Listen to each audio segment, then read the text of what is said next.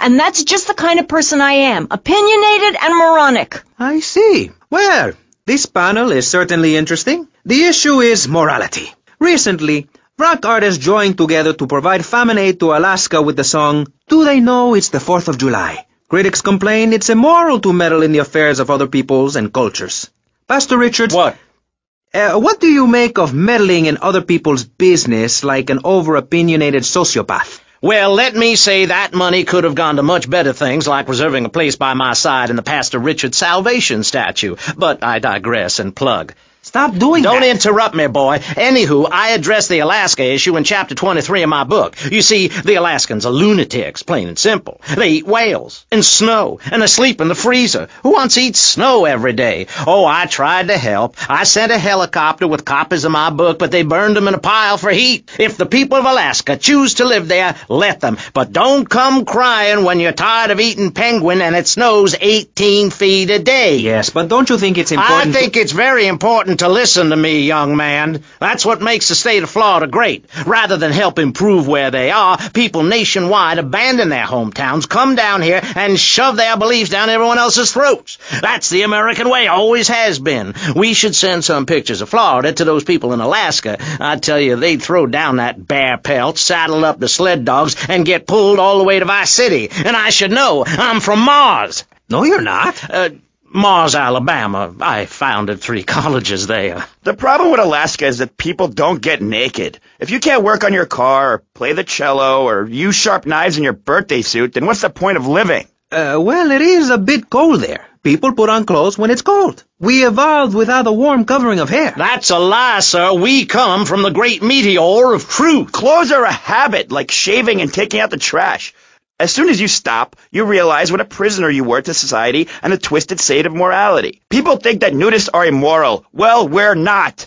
I'm married. I love my wife. In our commune, it's so wonderful to wake up in a big bed and go to breakfast clothed in nothing but a smile. What kind of people are there in your weirdo commune? Single people, families, elderly couples, teachers, politicians, and especially truck drivers. Truck drivers understand what it's like to be by yourself for days on end, with nothing but country music on the radio and a stick in your hand, shifting gears over and over. Truckers realize there's nothing to be ashamed of on the open road. Get naked and beat it on down the line. You've never seen a sense of community and morality like a nudist colony. We share everything, the cooking, cleaning, wives, a shared sense of what it's like to be a complete social outcast. Wait right there, Barry. I'm getting something through the cans. Headphones, that is.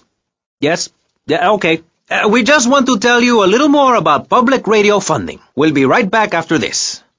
Hello, I'm sure you're enjoying our high-quality programming. I'm Michelle Montanius. Jonathan, I think it's time to acknowledge the people who are sending money in to shut us up and end this dreadful begathon. Here's a $10 pledge from Fran in Little Havana. Wow, you think she could have given more than that? Yes, mean bitch. I hope she dies an agonizing death. Absolutely, Michelle. And remember, if you want us to wish you well, dig deep and dig soon. That's right. At any moment, conservatives could vote to end our funding and place a fast food restaurant where our studios are.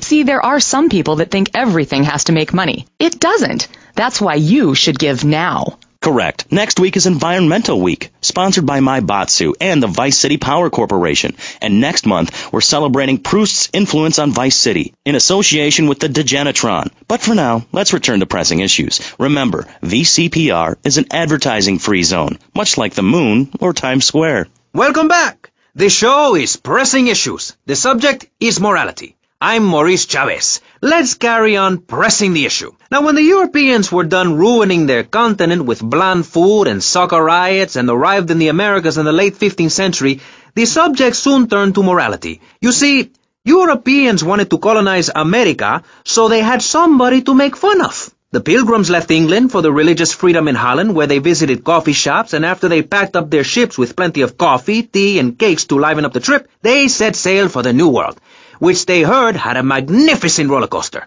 Once they got here, they were very hungry, having been on a ship for 65 days. So they ate for 3 days straight. Thanksgiving quickly became an annual custom. America was founded by people who wanted a place where they could tell other people how to live. And I'm a history major. But do we have the right?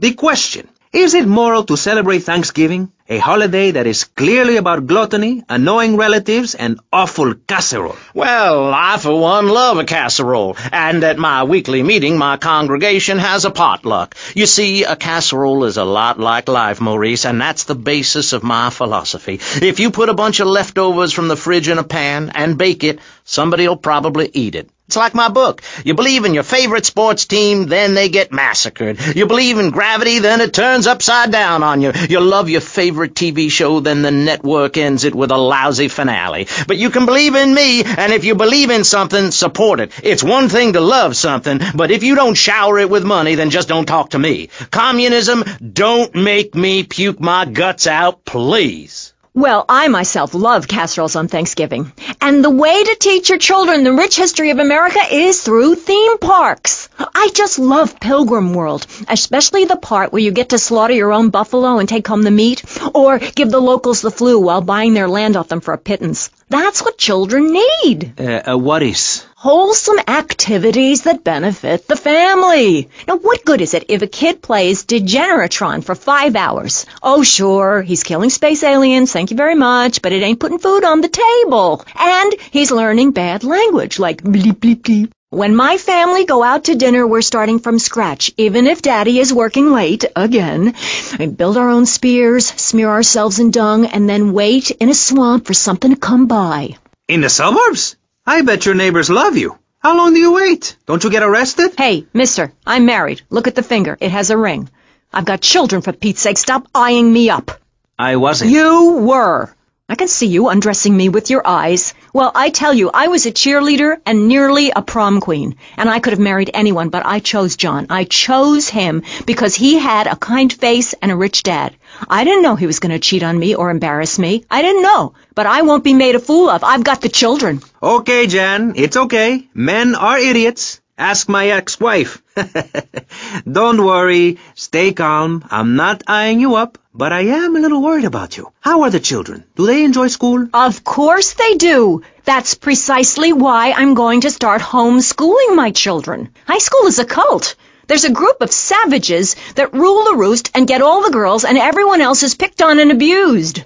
It happened to me, and look at me. I'm a deranged mess, and my husband cheats on me. I don't want my kids to go to a public high school. Instead, we have a prom each year in my living room. And that leads to my next question. People in high school in Chile are all naked. I've about had it with you, Barry. I try to be fair, I try to be kind, but you are a freak and a liar and wasting everybody's time. The organs below the belt are for reproduction and removing of bodily waste. There's no reason that when I go to buy a soda or a transmission, I need to be distracted by your privates dangling about. Now, when I go to the store to buy an air conditioning filter, I'd rather not have to look at your moneymaker, amigo. I'm glad you are proud of it, but when people of Vice City are in a Quickie Mart, they should be able to have a simple financial transaction without seeing your fire hose. Are you with me? Sorry, Maurice.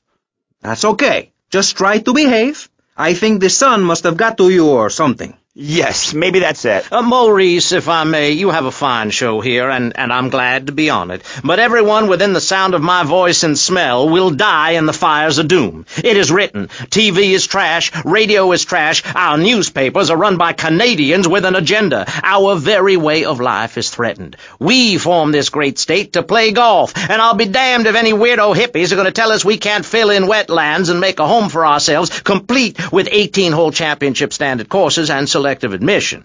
Heathens will ruin the land. Acid will rain from the skies. We'll never hear my voice again. It will be anarchy. TV teaches immorality. Refugees, glue, the price of tea in China. How can we raise children in this environment? My little boy asked me the other day, Mommy, are unicorns real? What am I supposed to say to that? Do I lie and make myself as bad as the boy's father? Or do I break the little boy's heart and ruin his life so that he ends up a nudist or a freak or something? It's a difficult question, Jan. A very difficult question. Is it right to lie? Clothes are a lie, Maurice. No, Barry, clothes are a way of keeping warm and not getting arrested. No policeman has ever hit me with his truncheon. I'd like to hit you back to hell, you sicko. You're filth. Human form of vermin. A blight on a fine society, picket fences and garden parties, and everyone coming 3 times a day to my statue to pay homage. Pastor Richards, as a human being, I have to say I find